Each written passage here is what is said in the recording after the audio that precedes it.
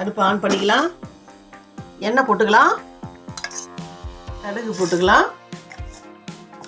உளுத்தம்பருப்பு போட்டுக்கலாம்.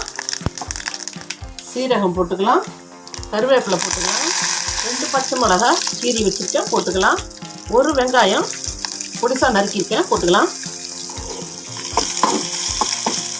ஒரு சவ் பொடியாக நறுக்கியிருக்கேன் சேர்த்துக்கலாம். போட்டு 1/4 டீஸ்பூன் கம்மியாக போட்டுக்கலாம். மஞ்சள் பொடி 1 சிட்டிகை. தேவையான சால்ட்.